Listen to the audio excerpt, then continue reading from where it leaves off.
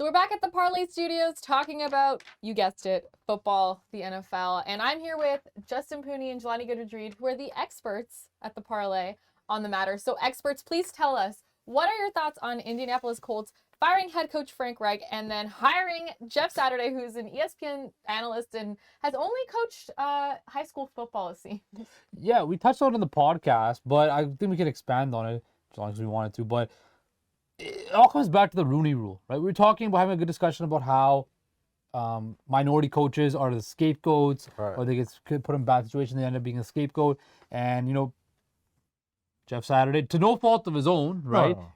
But he gets put in a position where you said he hasn't coached professionally or collegiately high school in Georgia, right? Yeah. And we've never seen this in the NFL before because coaching, as we know, is such a critical thing. You got to get the GM right, you got to get the coach right, and you got to get the quarterback right. And if one of those three is off, you're not gonna have chances of success are very low, right? Yeah. So when I look at this thing by the Colts and everything, it seems more like a PR stunt. But I'll give Jeff Saturday the benefit of the doubt. But I do believe that there should have been a minority coach out there that should have been given this opportunity. Yeah, like obviously we know the interim tag, doesn't tie into that Rooney Rule thing, but I think the Rooney Rule is a fraudulent process.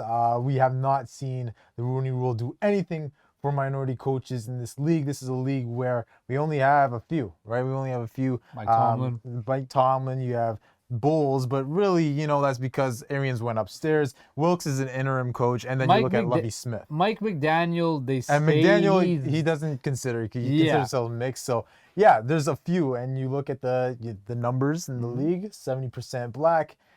I don't really think that the Rooney Rule works. At this point, I'm done with it. I think the NFL should scrap it because it hasn't really done it. Yes, it's given us opportunities to be in interviews. Yeah. But those are token interviews. Exactly. Those are interviews. They're like, here, you know what? There's a rule put in place. We have to give you an interview. So it's a facade. It's an illusion. That you guys think would help make real change?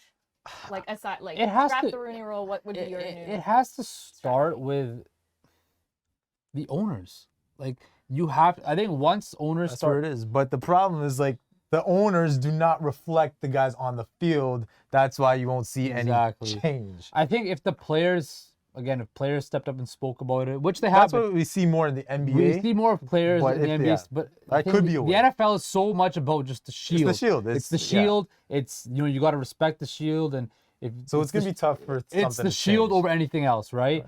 And I just feel that coaches in the NFL, owners in the NFL, they stick with what they know and what they feel comfortable with. This situation, Irsay and Saturday are very close. Are close to each other because he played there for a long time. That's why he got given the role. And just as for Saturday, I like him on TV. I'm gonna miss him on Get Up and NFL Live. But damn, this makes no sense. This was the most shocking move I ever seen. Yeah. So you're saying obviously the stats show that 70% of players are black. So how could maybe, since it sounds like there's a lot of players that want to become coaches, how could maybe there could be a way, do you think, for the NFL to like help players transition? Well, the thing is, like, you see the pipeline, right? A lot of players do end up actually coaching. Yeah. They go to distance from the NFL. They go college. They go through the college ranks sometimes to get to the NFL, or sometimes the team that they played for, you will hire them, aka the Colts, aka Reggie Wayne. No, right? So that could be an example of a guy that could have gotten this. I want to know, there's going to be more details coming out about why Jeff Saturday got this job, took the job, even sent in the resume. Because this, to me, this just seems like a situation where you're on Indeed and for some reason you apply who to knows this it? Who role knows as a firefighter when you don't know anything about being a firefighter. Who knows if Jeff Saturday even wanted to do the job? Maybe it was so much like Jim, because Jim is a very impulsive person, right? What if we just called Jeff Saturday and is like, I want you to do this? Yeah, right? I don't know. And Jeff Saturday probably has a bunch of loyalty to the Indianapolis Colts. And he's a good guy. He knows football. Guy. He knows football. So that's why they brought him in. And he probably feels that he's a prideful Indianapolis Colt. Maybe he felt the need to just, okay, I got to do right by this. And what I would say about the Rooney Rule and the Colts thing, this was actually one of the franchises. Jim Irsay is actually one of the guys that, could be given benefit of the doubt. Why? He brought in Tony Dungy. Yeah. Right? Tony Dungy, first African-American coach to win the Super Bowl. Yep. Right? He brought him in. Guess who was after that? Jim Caldwell. Who was given another opportunity. Very good coach. Yeah. So yes, benefit of the doubt in this case. But just as for the rule in general, I think it's a fraudulent rule. Yeah. It's token interviews. It's telling people that they have a chance when they really don't. You know, you see guys, even on their staff, there's guys that have been working 30 years in the league, 20 years in the league, running backs coach, D-line coach, linebackers coach, that they have nothing to show for. It's all such a copycat league, right? You see that whole we're kind of in that swing right now where people want to hire the next McVay, the next Shanahan, the next the good old boy network, good looking, clean cut white guy, the offensive minded white guy. It's almost like a trendy meme. It is. It really is. It really is. It's like Kevin O'Connell, that's why, right? Guess who? Cliff Kingsbury. That's why he got the job hired, in Arizona. Because they thought he could be the next McVay or Shanahan. And right? he hasn't. Do you guys think that this specific situation, because obviously the Colts were not doing good and they were getting a lot of bad press, do you think this is also a way for them to try to attempt to create some sort of shock? Not scandal, but just shock and like energy, right? That's what I thought when I first heard it. I'm like, this is a PR stunt by the Colts because Jeff Saturday is one of the most loved Colts ever. One of the most loved behind Peyton Manning, right? Negative things like I've been. It's because we have not seen. We've never seen this before. A guy that was supposed to be on First Take the day after he got given this job, and I don't even be talking about him on First Take. Yeah, exactly. And also, he tweeted with the Raiders, as soon as the Raiders suck or whatever. And guess who he's playing? And he's playing the Raiders this week, right? So. It's crazy. It's nuts. It's wild, but it's also a PR thing. Jim Irsay knows what he's doing. He's bringing in a favorite guy to help change the perception. I just want to think. Where's the line though of like, you know how like when you guys even do it here, you can speak openly about any team, any player because there's no affiliation.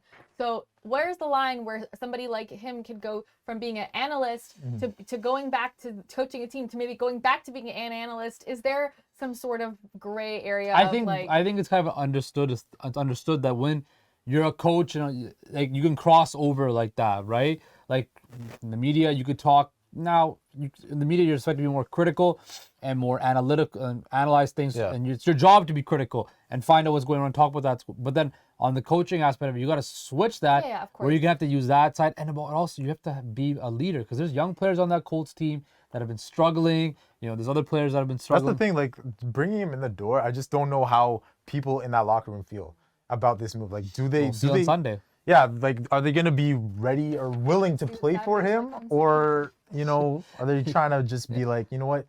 We're wasting another season here in Indianapolis. Yep. Jeff Saturday, he's not a real coach. That's what a lot of them are thinking right now. Yeah. Even people at ESPN who worked with him, who love him, are like, what's going on? I'm saying, like the crossover back and forth. I don't know. Okay, let's talk about fun stuff. Who is your MVP of this year so far? Obviously, we haven't gotten to the end, and we're gonna have to probably change our minds by that point. Mid-season point. Mid-season. Okay, Jelani, you can go first. Look, man, there's a guy that was number 15 in Kansas City, Patrick Mahomes. Mahomes is the MVP right now. You're looking at what he's done. Yes, they lose Tyreek Hill, but they're still balling right now. They're tied with the Bills for the AFC lead. I know Bills have the tiebreaker, but they have been playing some excellent football. You look at the offensive numbers, they're number one in scoring. They're number one in pass offense. This guy leads the league in multiple categories right now. That's without Tyreek Hill. That's with maybe his worst unit in terms of receivers that he's ever had so far in his career. I'm liking what I'm seeing from them. And also the Chiefs, they came out in 2022 with the toughest schedule in NFL history. There was never a team that had to play 8 teams that were 500 or better, the year before. Season previous. So I like what the Chiefs have done this season so far. I know Josh Allen is there. He's balling in Buffalo. I know Jalen Hurts is there, but I think that if it continues, if the numbers there, he's on pace to break the passing record, give it to Mahomes. And he leads in TDs too. All right, over to you, Justin. Oh, me? You start first because.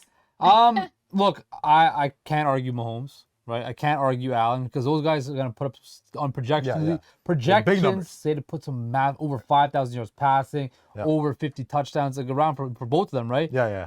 But I gotta say this though, if Jalen Hurts and the Eagles go 17-0 or 16-1, we know that's not happening. That's not happening. It could happen. That's not happening. It could happen. Even though their schedule's soft, it's not happening. It could happen. I'm saying, look, if Jalen Hurts is gonna probably put up next to near 4,000 passing yards and the rushing yards, and then maybe 25 to 30 passing touchdowns plus like 8 to 12 rushing touchdowns, right?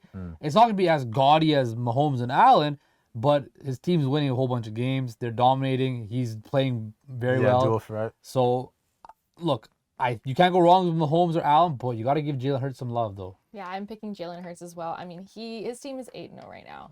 Almost at 10. I don't know why that matters, but it matters. It's almost a double-digit number.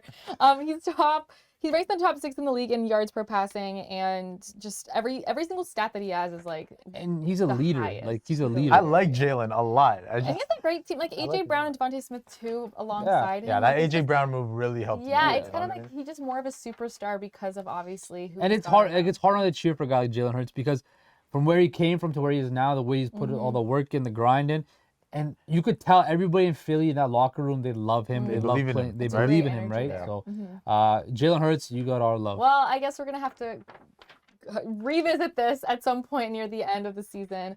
But that's all for today. Thanks for joining us.